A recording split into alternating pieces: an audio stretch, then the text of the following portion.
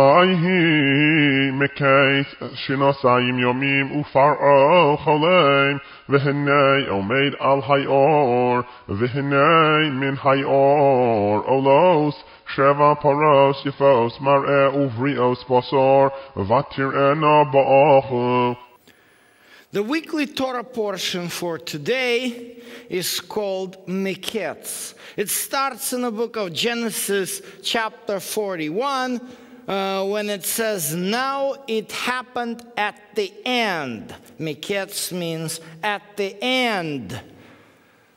2 more years after the discovery of the dreams and in spite of the promises of the Pharaoh's cupbearer to take care of Joseph, Joseph continued to be imprisoned.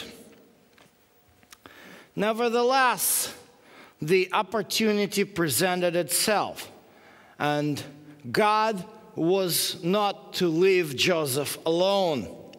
Pharaoh saw the dream, which really troubled him, and Joseph was the only one to interpret that dream correctly. Again, this dream didn't fit any book. Again, this dream didn't fit any existing omen. The 7 skinny cows and 7 fat cows. 7 fat corns and 7 empty corns. Nobody knew what was happening. Only Joseph was able to see that these 7 represent different years. The years of economic prosperity in the years of economic disparity. Well, the economy of Egypt wasn't actually going much on the cycles. Egypt was a stable country. This is why it was very densely populated, especially in the valley of the River Nile. What's the reason for it? The reason for it was that Nile had 2 rivers that fed into him. There was a blue Nile and a white Nile. And these 2 rivers, they originated from different sources. One originated in the mountains of Kilimanjaro, down in Tanzania, while the other originated in Lake Victoria. And what was happening, if the Lake Victoria was dry and was not enough water, it meant that there was a rainless, hot summer. And the absence of the rain would cause the glaciers on the top of Kilimanjaro to melt. And that's why the other river, which fed Nile, would be very well watered. And the Nile would continue to float down, bringing the fruitful silt, which was to be a good fertilizer for the farmer's field and a sufficient supply of water. That's how Egyptian agriculture existed. However, Egypt did have economic crisis. This crisis mainly were originated artificially. Egypt has had a special caste of people, the priests, who belonged to the temple. The temple lands were not taxed, and they were especially extremely wealthy. And the ones who have all the wealth, they have a power and the leverage to control the economy. Usually, the economy of Egypt was controlled in such a way by these priests so that they could influence those who are in the power. This is why there are many tombstones in Egypt where we can see the writing which says something like this: "Oh, this is terrible times, the times of trouble, the times of unrest, and the ones who were my slaves now enslave me." Usually the scholars, the Egyptologists, believe that this is how the dynasties were changed. With the periods of time, Egypt had over 20 dynasties of pharaohs change. And how it happened? It would always happen through a very troublesome, unstable economically transitional period. The temples were so rich that they could buy out the food and create a shortage. The shortage of food would cause unrest among the people. The unrest would cause the collapse of the dynasty, and they could switch the power. Even the ancient Greek historians, Manetho, who first created the chronology of Egyptian kings, well, not always correct, but he noted these cyclic changes. As we mentioned before in our discussion on a previous weekly parsha, 17th, 16th century BC was a time when nomadic tribes from the Arabian Peninsula entered Egypt and were able to grab the power and start ruling Egypt.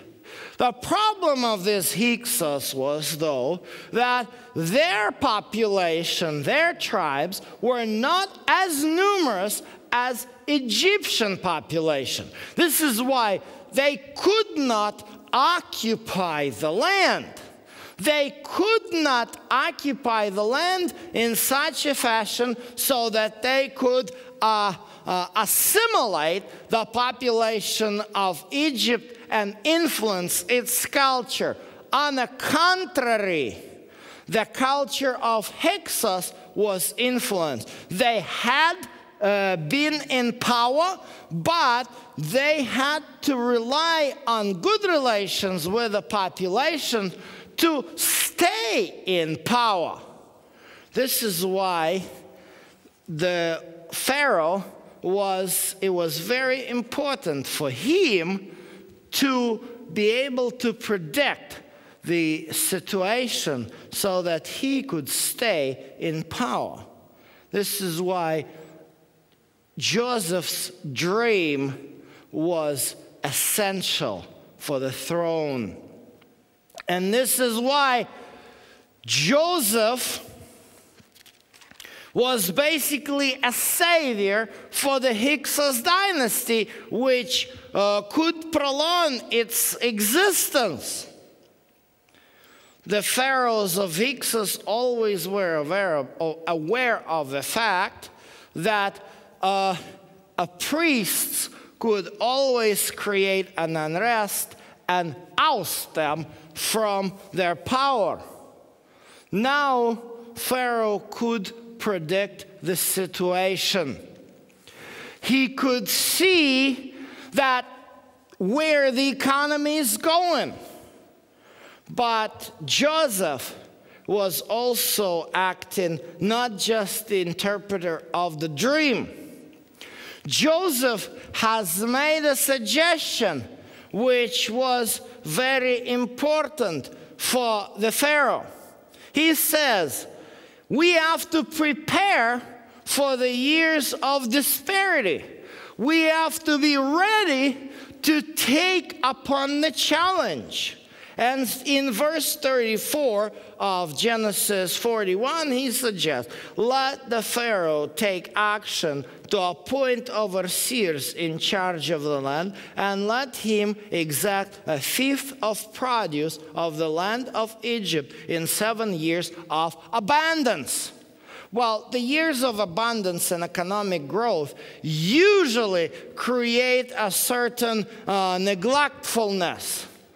In the years of economic prosperity and growth, there is, especially in today's world, there is a mutual acquisition going on. A larger company tries to acquire, buy out its competitors. Of course, this company is making a good revenue. Of course, if stock goes up, of course, the stock brings dividends, and that's why they can approach the large bank and said, well, can you finance our acquisition? Well, of course, the competitor is also worth a fortune, and that's why the company which acquires a competitor cannot raise enough cash by its own, but of course, look what the economy outlook like. Let's just borrow the money and you will get your interest because we will be able to make our payments. That's usually the attitude at the time of the economic growth. But if the economy rapidly turns sour, that's where the problem comes. What was happening in the time of that famine, which came after the 7 years of prosperity, was very, very unusual. It wasn't artificially inspired or started by the priests. It was a global climate change. Because when Nile doesn't give enough water for 7 years, something is really, really happening on Earth. Because it is a coincidence of events that has to really fall into place.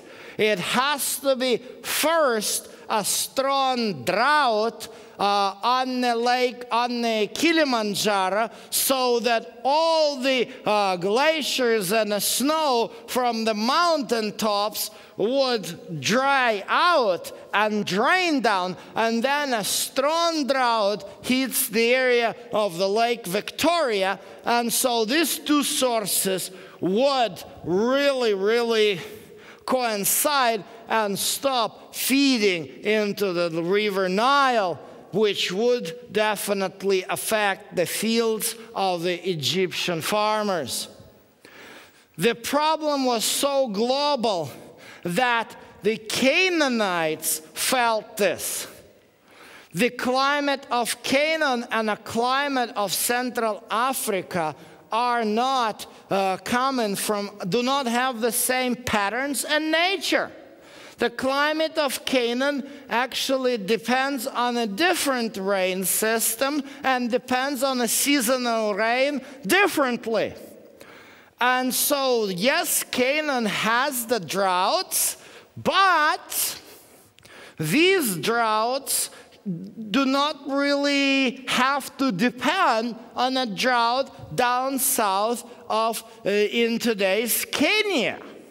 But in those years, it really coincided.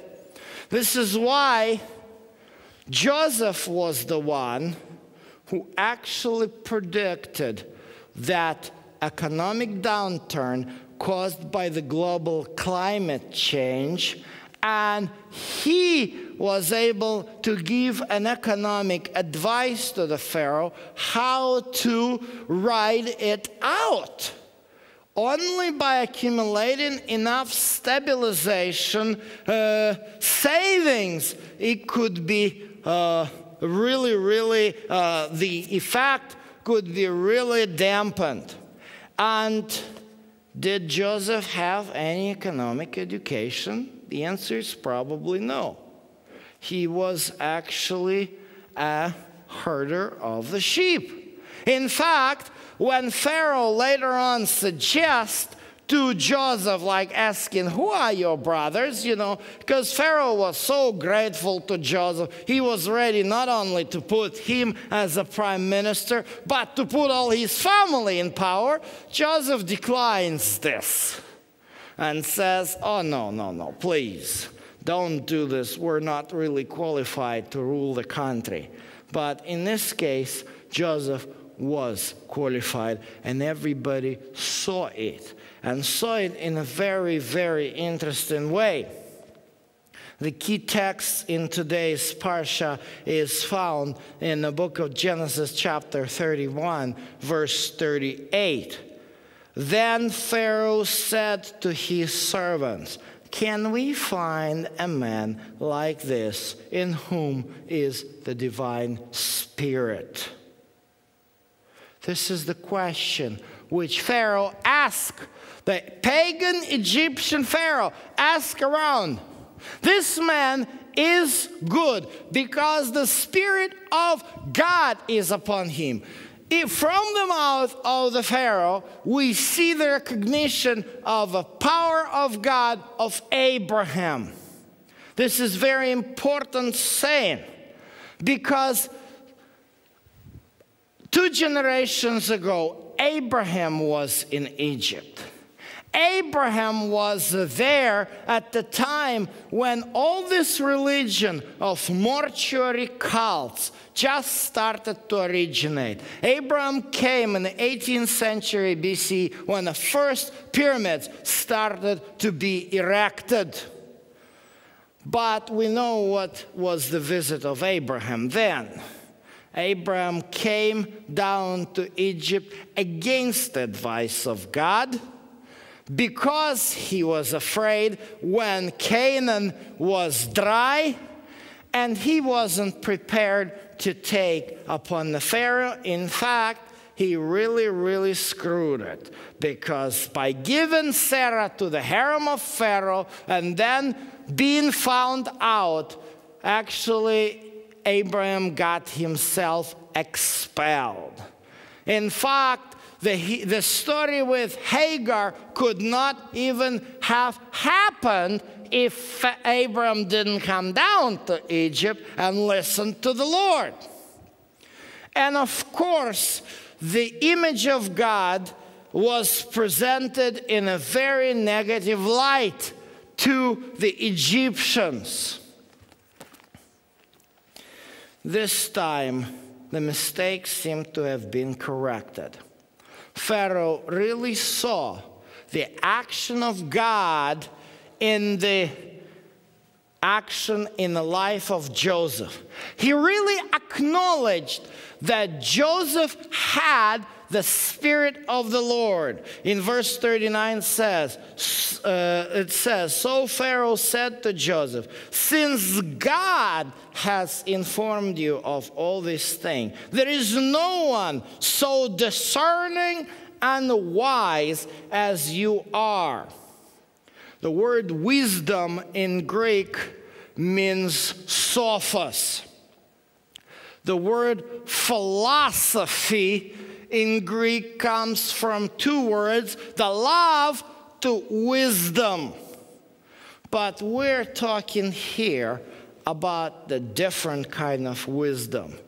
The wisdom which Solomon calls originate from the fear of the Lord.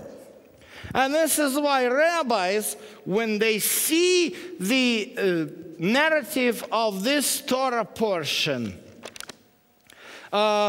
equated with the Haftarah reading, which is in the book of Kings chapter 3, 1 Kings chapter 3, where Solomon is actually asking God for wisdom. This is something which makes Solomon and Joseph in the eyes of the rabbis sort of equal. And it says here in chapter 3, verse 28, "All Israel heard of the judgment which the king had handed down. They feared the king, for they saw that the wisdom of God was in him to administer justice." Solomon, even though he could have known something about the psychology, had a really tough case in front of him. And it was direct fulfillment of God's promise to give the wisdom, to give discerning, in the same way as God gave it to Joseph, who had no knowledge of economy. It was something beyond these people could produce by their brain. This is the main issue in today's approach when we talk about the spiritual things of a divine nature. When we try to comprehend God, today we, unfortunately, have a background of education which is strongly grounded in Greek philosophy, which is basically a human reason. As famous French philosopher René Descartes once said, "I exist because I think." The human reasoning becomes a center of our action and our understanding of the world. But unfortunately, our reasoning is not perfect. There are many things in today's world which we cannot discern by just thinking it through and making logical connection. There are many things in this world which can be mathematically calculated. This is why we match this Torah and Haftarah passages with the passage from the first letter to Corinthians written by Paul. When Paul addresses that issue of divine wisdom in particular manner, it says here, "And my message and my preaching," in verse 4 and 5 of the 2nd chapter, "were not in persuasive words of wisdom, but in demonstration of the Spirit and of power, so that your faith not rest on the wisdom of man, but on the power of God." Paul suggests to everyone to acknowledge the existence of higher personal power. In today's religious philosophy, the higher power is always impersonal. And there is a reason for it. The reason is very simple. Because the impersonal higher power is still a subject of a human reasoning. But Paul talks about the personal God. As he says here, at the end of his chapter 2, verse 15, "But he who is spiritual appraises all things, yet he himself is appraised by no one. For who has known the mind of the Lord, that he will instruct him? But we have the mind of Christ." We have a chance to either rely on the mind and the wisdom which God gives us, or appraise all things by our own ability. Joseph is an example of God's wisdom. When he relied on God, when he was patiently waiting after being promised, "Yeah, I'll take care of you," he spent 2 more years in a jail just waiting for God. He got what he deserved. He became the famous man of Egypt. He became the real messenger, carrying out that mission which God gave to Abraham, Isaac, and Jacob. Among all the sons of Jacob, Joseph ended up being the one who actually was able to influence the pagan countries and show them the will and the power and the wisdom of God making the rulers acknowledge that only God can give such a wisdom. That was a unique experience because Joseph was truly relying on his Maker, regardless of all the odds and sufferings he went through.